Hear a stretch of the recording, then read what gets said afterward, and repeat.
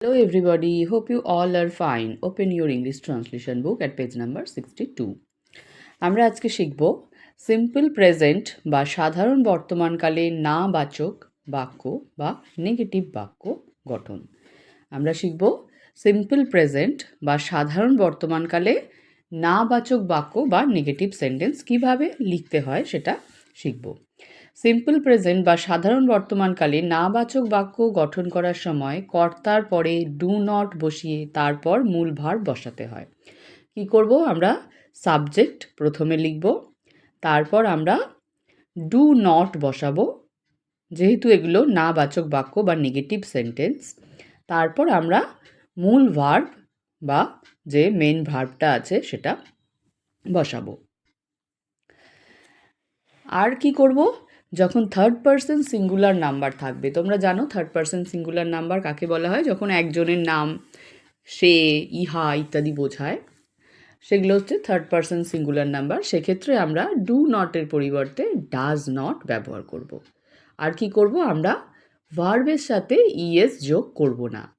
আমরা normally third person singular number হলে ভার্বের সাথে ইএস যোগ করি, কিন্তু এক্ষেত্রে আমরা ভার্বের সাথে যোগ করব না, ইয়েসটা আমরা ডু এর সাথে যোগ করে ডাজ নট বসিয়ে দেবো। ভার্বটা যেমনভাবে মূল ভার্ব আছে সেইভাবেই বসে যাবে।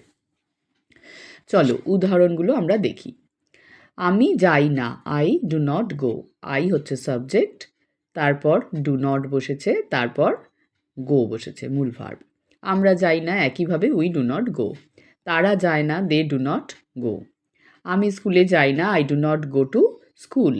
তারা বাজারে যায় না, they do not go to market.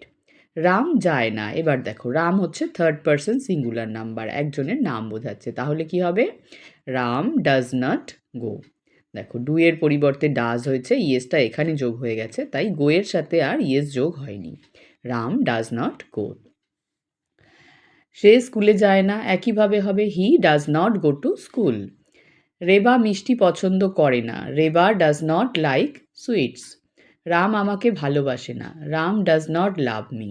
দেখো, তাহলে আমরা দেখলাম আমরা সাবজেক্টের পর ডু নট বসিয়ে তারপর ভার্ব বসাচ্ছি, তারপর বাকি সেন্টেন্সটা লিখছি। শুধুমাত্র থার্ড পারসন সিঙ্গুলারের ক্ষেত্রে আমরা ডু এর পরিবর্তে ডাজ বসাচ্ছি। যেহেতু ডু ভার্বের সাথে আমরা ইয়েসটা যোগ করে নিচ্ছি, তাই মেন ভার্বের সাথে আমরা আর ইয়েস যোগ করছি না। এরপর আমরা নিজে নিজে করব। চলো, আমি আসি না, কি হবে? I do not come. তুমি যাও না, ইউ ডু নট গো। আমি বাড়ি যাই না, I do not go two home. তোমরা যাও না, নিজে নিজে করবে এটা তোমরা। মেয়েটি স্কুলে যায় না, মেয়েটি কিন্তু থার্ড পারসন সিঙ্গুলার নাম্বার, তাহলে এখানে আমরা ডু নটের পরিবর্তে ডাজ নট ব্যবহার করব।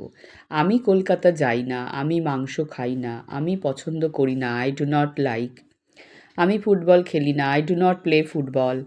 আমি মিষ্টি পছন্দ করি না, এটা আমি পছন্দ করি না আর আমি মিষ্টি পছন্দ করি না একই, শুধু মিষ্টিটা বেশি আছে, তাহলে কি হবে? I do not like sweet.